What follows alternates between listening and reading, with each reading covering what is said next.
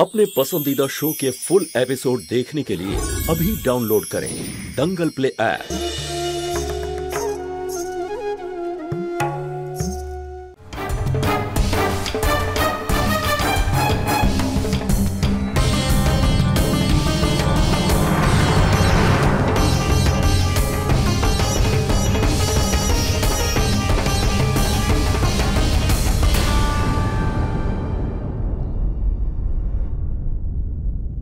আমাকে একা দেখা করতে বলেছে।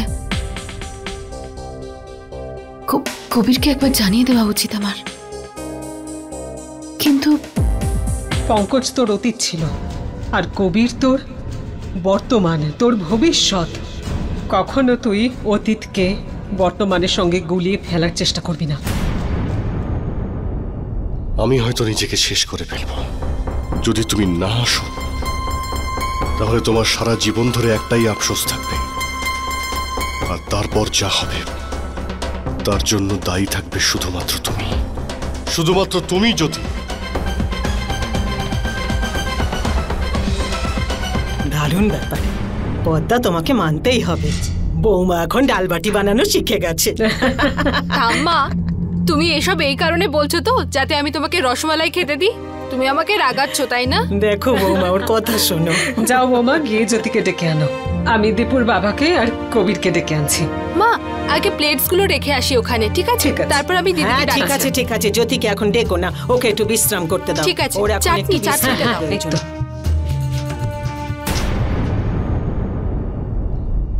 যদি আমি কাউকে বলে যাই যে আমি পঙ্কজের সঙ্গে দেখা করতে যাচ্ছি, তাহলে কেউ আমাকে যেতে দেবে না।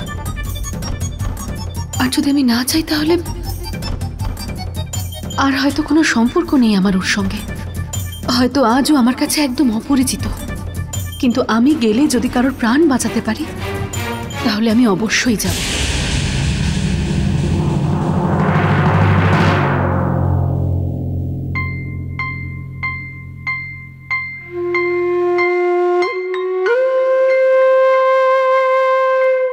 আমাকে ক্ষমা করে দিও বাবা, তোমার কাছেই শিখেছি মানুষের প্রাণ আমাদের সিদ্ধান্তের থেকে অনেক বড়। আর আমার ওর কাছে যাওয়ার আরো একটা কারণ হলো, আজ থেকে আমি সারা জীবনের মতো শুধু কবিরের হতে চাই। অতীত থেকে না বেরোলে ভবিষ্যতের জীবনটা যে প্রশস্ত করা যায় না। ঠাকুমার রসমালাই। সাবধানে সাবধানে, আরে যদি পড়ে যায় সব কিছু নষ্ট হয়ে যাবে। আরে পড়বে না ঠাকুমা। আরে তুই কার জন্য নিচ্ছিস? আরে পুনম গিয়েছে দিদিকে আনার জন্য, ততক্ষণ তুমি এটা খাও। ঠিক আছে। আরে খাও না ঠাকুমা, আরে কেউ আসছে না, খাও।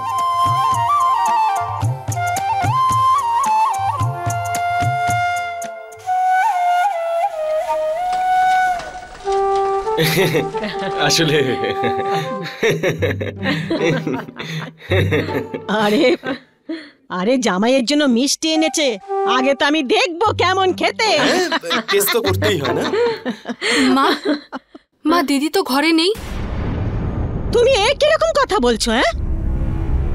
আমার ঘরে দেখো, বাড়িতেই আছে, কোথায় যাবে? ঠাম্মা, আমি প্রত্যেকটা ঘর খুঁজে দেখেছি, ছাদেও দেখলাম, দিদি কোথাও নেই। আরে এতে এত ভয় পাওয়ার কি আছে, ফোন করে নিচ্ছি। কবির বাবু, দিদির ফোন এই যে।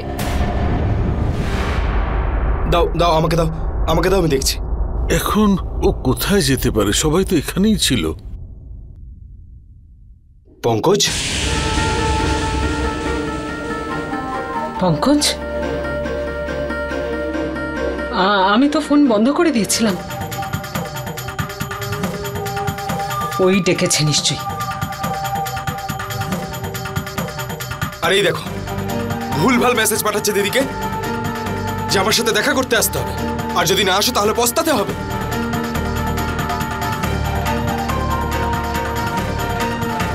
না হলে একটা অঘটন ঘটে যাবে। এগুলো দিদির যাওয়ার কি দরকার ছিল? এই তো কবির বাবুর সাথে সম্পর্ক তৈরি হলো, আর পঙ্কজ বাবুর সাথে দেখা করতে চলে গেল। ও ইমোশনাল ব্ল্যাকমেল করছে আমার দিদিকে।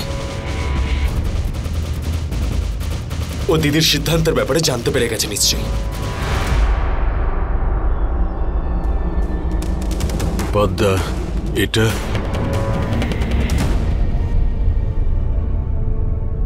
বাবা, ভুলটা তো আমারই। প্রথমে আমি ভাবতাম জ্যোতি পঙ্কজকে নিয়ে ভালো থাকবে, ওর সন্তানকে ওর বাবার পরিচয় দিতে পারবে। কিন্তু যখন ও তোমাকে জীবনসঙ্গী বেছে নিল, ও সিদ্ধান্ত আমি মেনে নিলাম। আমি পঙ্কজকে বারণ করে দিয়েছিলাম, বাবা আমি চাই না আমার মেয়ের জীবনটাকে তার অতীত ভেঙে চুড়ে তছনছ করে শেষ করে দিক।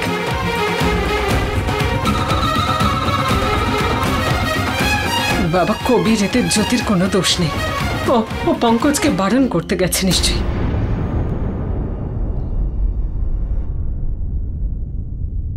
আমি জ্যোতিকে খুব ভালোভাবে চিনি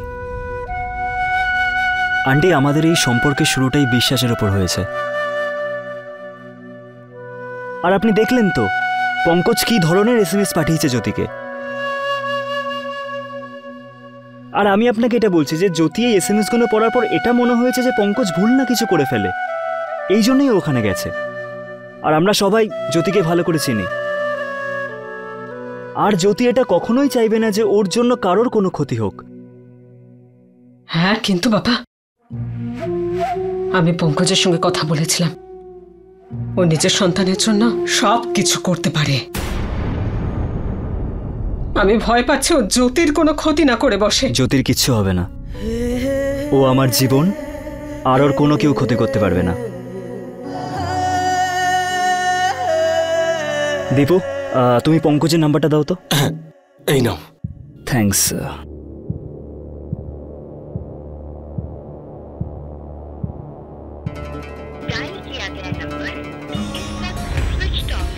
সুইচ অফ বলছে। তুমি চলো আমার সাথে। হ্যাঁ, আমি যাচ্ছি।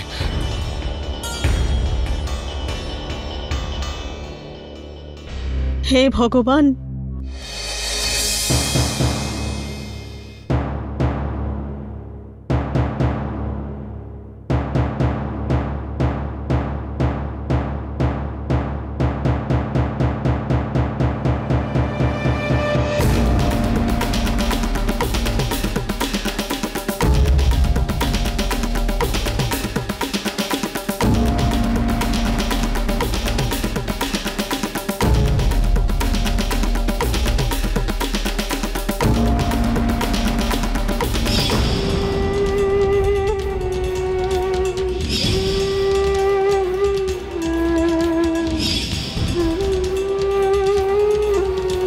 যাও জ্যোতি, সবকিছু শেষ হয়ে গেছে। আমার বাড়িতে আর আমার জীবনে তোমার জন্য কোনো জায়গা নেই। জজ সাহেব, এই সন্তানের উপরে আমার কোনো অধিকার থাকবে না। তোমাকে ছাড়া, আমাদের সন্তান ছাড়া আমার পরিবার অসম্পূর্ণ জ্যোতি।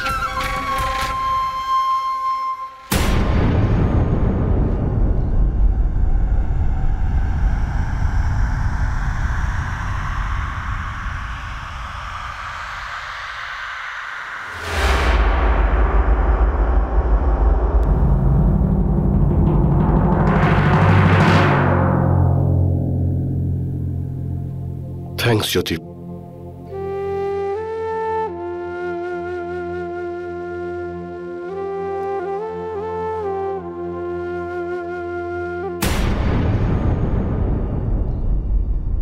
আমি তোমার সঙ্গে দাঁড়িয়ে আছি মানে এটা নয় যে আমি তোমার সঙ্গী।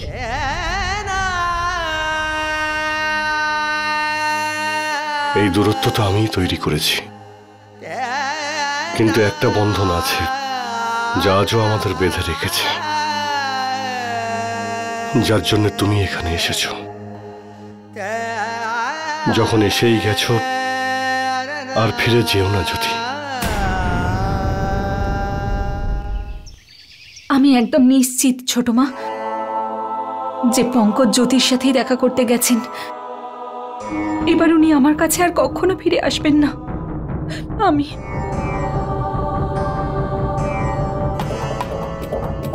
জ্যোতি তার সিদ্ধান্ত নিয়েছে। আর আমি যতদূর জ্যোতিকে চিনি, ওর আত্মসম্মান বোধ আছে। আমার মনে হয় না যে ও এখন পঙ্কজের সাথে দেখা করতেও রাজি হবে।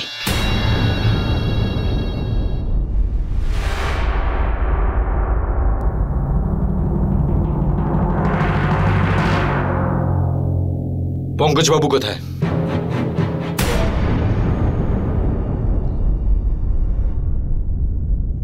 ও কোথায় জানি না। ইনফ্যাক্ট পঙ্কজ কোথায় গেছে সেটা নিয়ে আমরাও চিন্তিত। নীলম বলছিল যে ও হয়তো জ্যোতির সাথে দেখা করতে গেছে। আমি বুঝতেই পারছি না যে সমস্ত সম্পর্ক শেষ হয়ে যাওয়ার পরেও জ্যোতি কেন পঙ্কজকে বারবার ডাকছে। দিদি কিন্তু ওকে ডাকেনি, বরং ওই দিদিকে ডেকেছে। Please stop it. আমাকে এসব বলার কোনো প্রয়োজন নেই। আমি জ্যোতিকে খুব ভালো করেই চিনি। দেখুন আপনি একজন মহিলা, বড় হন, এই জন্য সম্মান দিয়ে কথা বলছি। আপনার সম্পত্তি আর ক্ষমতার এই ইয়ার্কিটা বন্ধ করুন প্লিজ। আপনারা সবাই একটা কথা বুঝে নিন,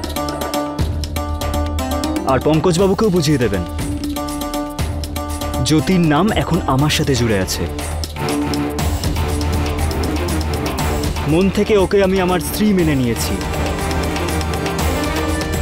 যদি ওর আর ওর হবু সন্তানের যদি কিছু হয় তাহলে আপনাদের সবার সাথে খুব খারাপ হবে।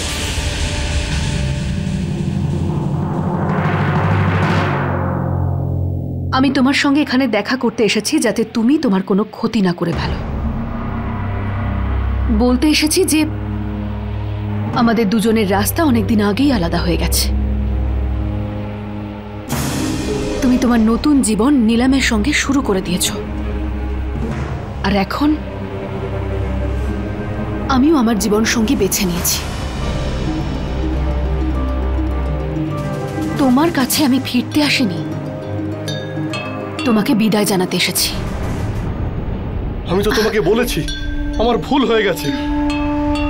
অনেক দেরি হয়ে গেছে পঙ্কজ। আমি তোমার ফিরে আসার অনেক অপেক্ষা করেছিলাম। কিন্তু এখনো তো দেরি হয়নি জ্যোতি। তোমার সন্তানকে ছুঁয়ে তুমি এটা বলো তো, তুমি কি ওকে অন্যের পরিচয় দিতে চাইছো?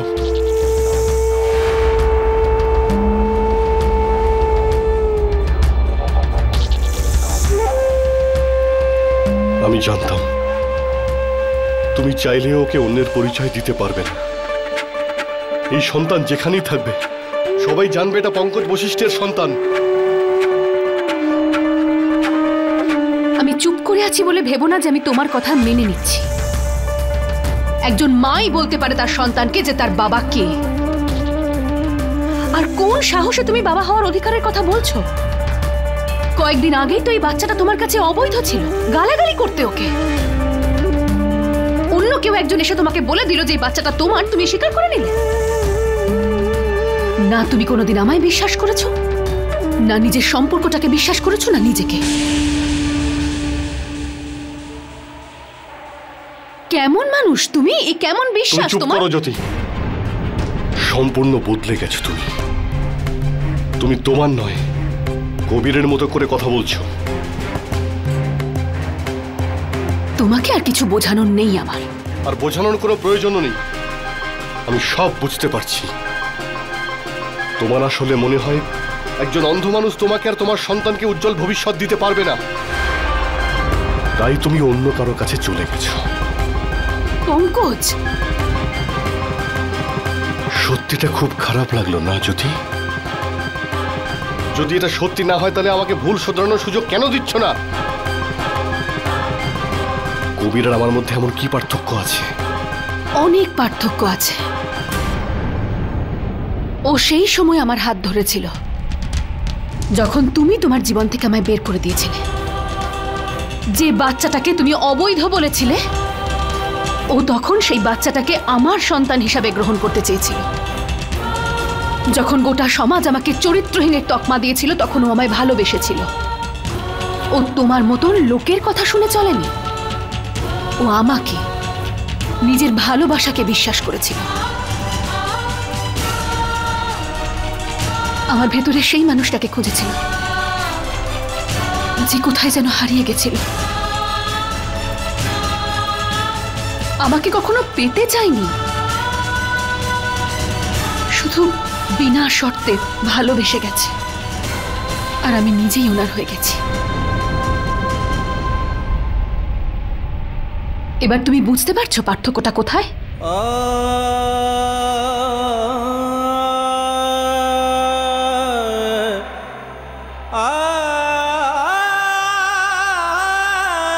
এবার তোমায় এটা মানতে হবে যে আমাদের রাস্তা আলাদা হয়ে গেছে।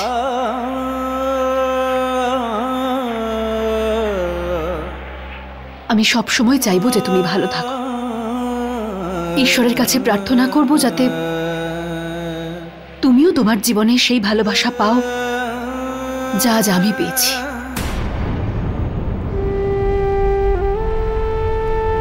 আসছি আমি। নিজের খেয়াল রেখো তুমি।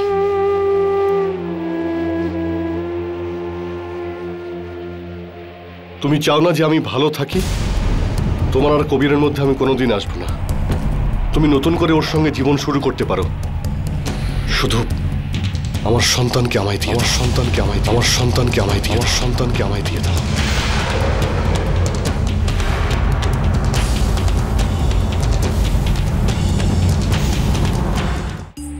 তুমি যা চাও আমার কাছ থেকে নিতে পারো, প্লিজ আমার সন্তানকে আমাকে দিয়ে দাও।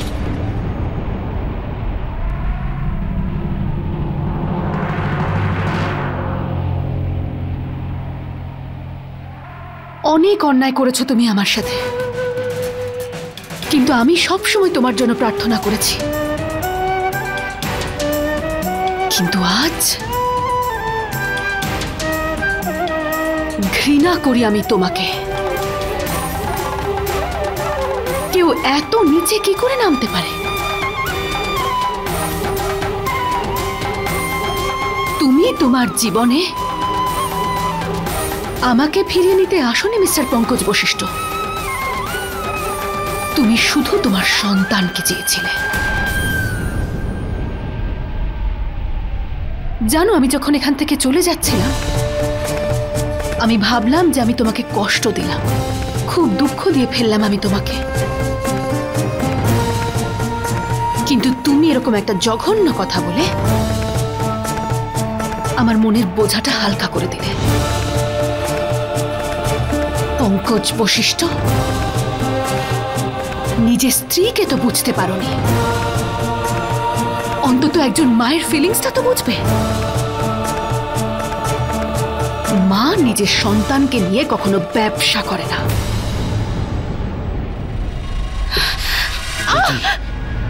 দেখো, আমি কিন্তু জীবনে অনেক কিছু হারিয়েছি। আজ আমি ভেবে এসেছিলাম যে আমি জিতবই। এই সন্তানের উপর তোমার যতটা অধিকার ততটা আমারও। আমার সন্তানকে আমার থেকে কেউ আলাদা করতে পারবে না।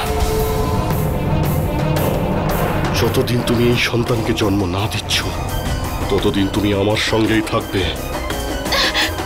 তারপর তুমি যেখানে খুশি চলে যেও, বুঝেছ? পঙ্কজ, হাতটা ছাড়ো। বললাম, যতদিন এই সন্তানকে তুমি আমায় না দিচ্ছ তুমি কোথাও যেতে পারবে না।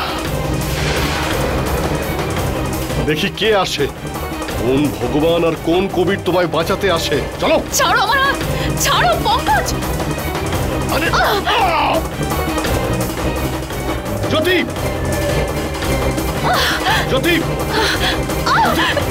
ছাড়ো আমার হাত, ছাড়ো পঙ্কজ, প্লিজ ছাড়ো, ছাড়ো।